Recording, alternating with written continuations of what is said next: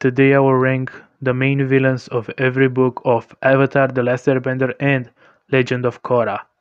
Depending on what channel you're watching this is either a ranking of worst to best or weakest to strongest, because on my main channel, Cracktoon, I will have the ranking of weakest to strongest, while on Ghost Tornado I will have worst to best. So depending on what channel you're watching this on right now, go check the other video as well if you're interested in how strong characters are or how good characters are. That being said, let's get into the ranking. Just as a disclaimer, I will not count Zuko as a villain as he's more of an antagonist. So the villain of book 1, the main villain of book 1 will be considered Zhao, because he's actually a villain, not just an antagonist like Zuko. If you thought Zuko will be here, I'm really sorry to disappoint you. At last place we have Zhao. Both has strength and character actually, so I'm gonna use this audio for both videos because, well, you see, in terms of strength and skill and all of that, he kinda lost to episode 3 Zuko and couldn't beat season 1 Aang, which is pretty weak. And in terms of character, he's just a dick. Like, he's not really as imposing as, let's say, Ozai or Azula, but he has the same goals basically of being a great general or whatever. He even is so stupid to try to kill the moon spirit, which would just destroy the whole world as they know it. So just in general, he's not a good character. He's not very compelling. We know that he was someone that studied a lot in the library, and that's why it was basically illegal for humans to use the library, especially for war purposes. But that's about it. He doesn't have much depth to him, or he's not strong at all.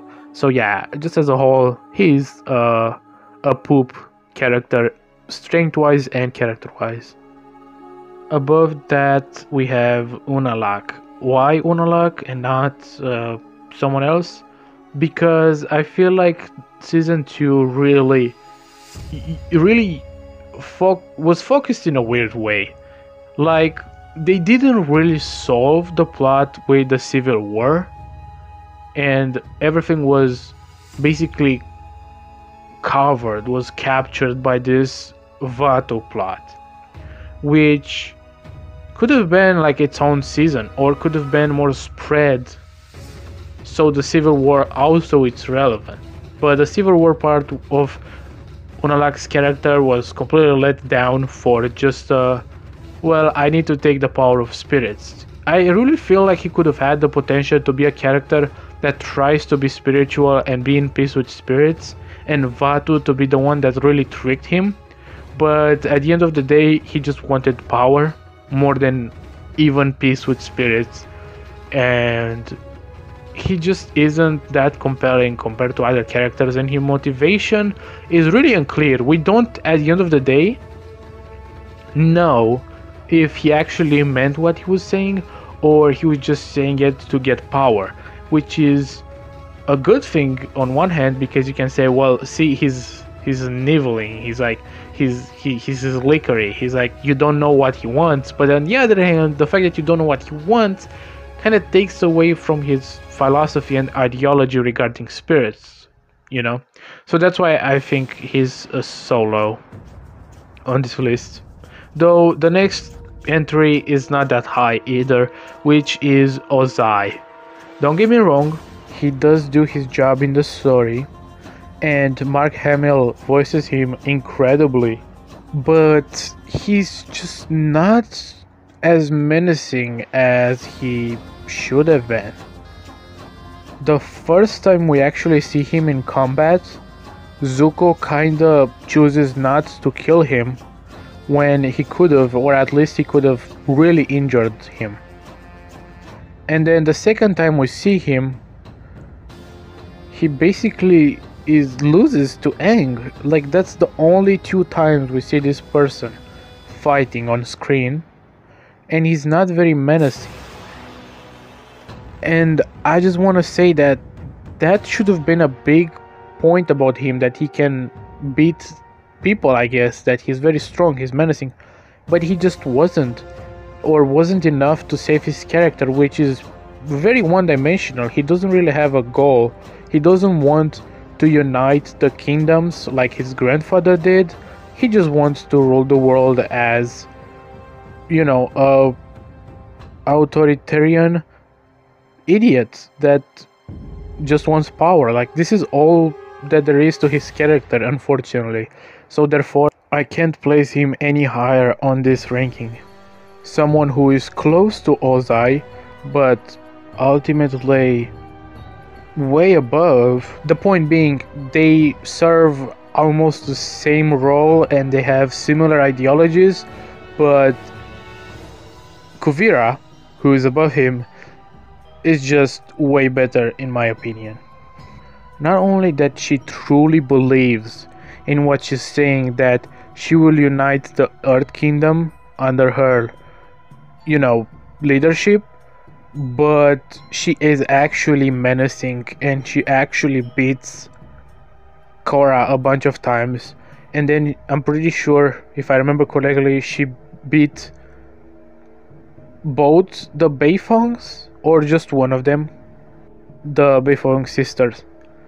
So, just in general, she's way better executed than Ozai when it comes to how she behaves.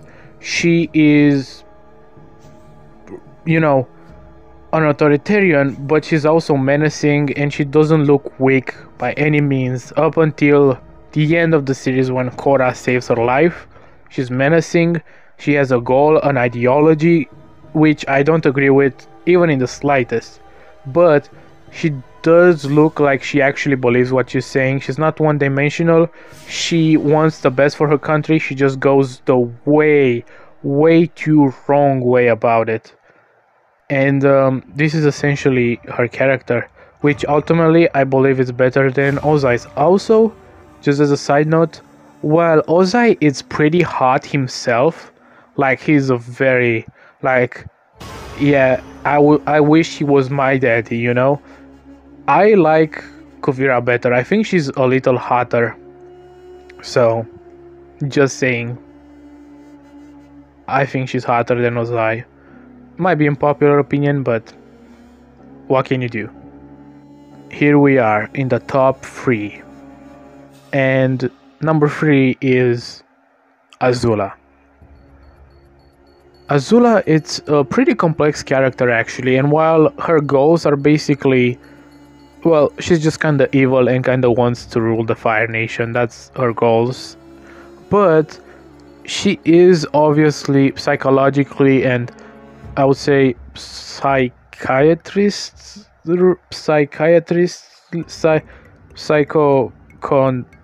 You get what I'm saying? She definitely has some problems. I don't know necessarily what qualifies you for a sociopath or a psychopath, but she definitely is at least one of those. That being said, I think she's very compelling in the sense that you see her and her whole journey, basically how she gets from conquering the Ba Sing Se to becoming the Fire Lord, and then descending into madness and starting to not trust anybody because she was betrayed by Mei and Tai Li.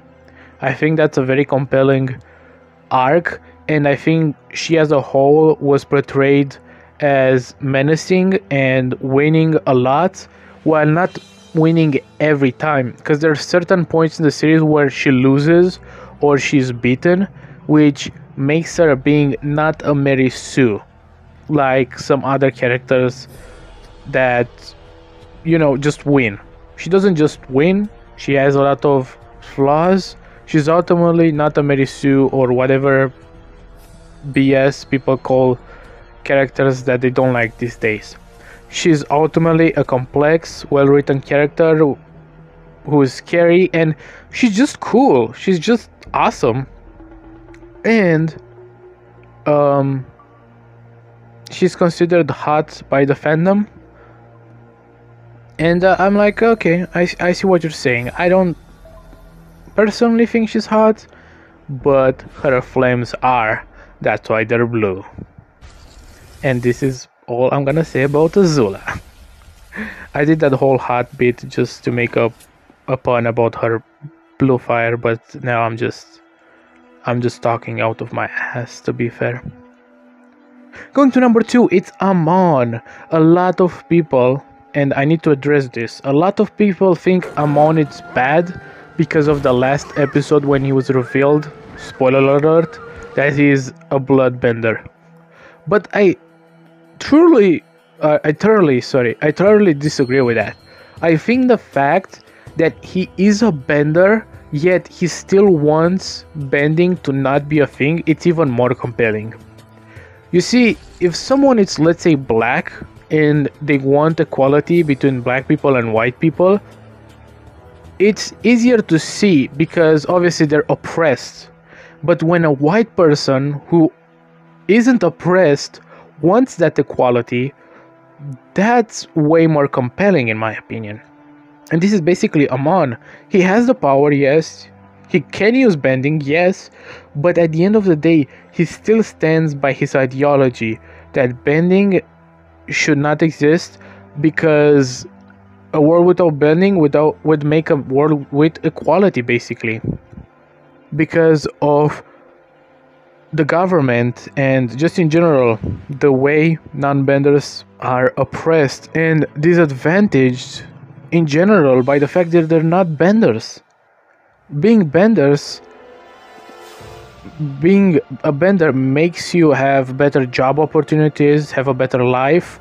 You can basically beat people just with your bending and harm them and harass them, and they can't do anything because they don't have powers. And Amon saw that, especially since he saw what he can do and his brother can do when Yakon teach them how to bloodbend, and he said, no, this is wrong, bending it's bad, I'm gonna try to end it, and I will make a world with equality. For me, that's compelling, and him being a bender, it just adds layers, and I would say even more layers to an already understandable character with understandable goals that just goes a bit too radical in his ways. And number 1, it's obviously Zaheer. Why? Because you understand his goal. He wants liberty, and that's about it. And he's also so cool. Like when he's introduced, you really like him, right? Because you're like, okay, what are we seeing here? And then he starts spitting like poems from Guru Lahima or quotes from Guru Lahima, and you're like, okay, this guy is interesting as hell. Have you ever read the poetry of the great airbending Guru Lahima? What? Guru Lahima lived 4,000 years ago in the Northern Air Temple. It is said that he unlocked the secret of weightlessness and became untethered from the earth. Lahima once wrote, "Instinct is a lie, told by a fearful body, hoping to be wrong." What's that supposed to mean? It means that when you base your expectations only on what you see, you blind yourself to the possibilities of a new reality. And then you find out about his whole ideology, how he thinks that, governments are oppressing people, and ultimately a government at the end of the day it's authoritarian, and everything about a form of power or a form of government will oppress its people. It's a real thing that it's real world like, and it's easy to relate to because we are all oppressed by our governments to an extent. The only bad thing about it is that he doesn't like government at all. He doesn't say, oh, I don't like authoritarianism. Is that how you say it in English? I don't know. Or I don't like, communism, or I don't like that thing, I don't like that thing. No, he says, I don't like any form of government, so therefore we should abolish everything, and the natural order is chaos, which is disorder. That kind of goes into crazy territory and radical territory, But at the end of the day, you still agree with him that to a point, he's not even a bad guy. He doesn't even try to do bad things. He just tries to liberate people. And maybe I'm not wording it properly, but you get what I'm saying. He's a liberty, he's a freedom type of character that just goes way too radical about it. And the fact that he kills, or he tries to kill Korra, it's a sign of him being too radical. If you want to know what I mean, just go check this video that goes in depth about it. And basically I really like Zaheer. That's my point. Okay, that being said, thank you for watching the video. See you next time, and bye.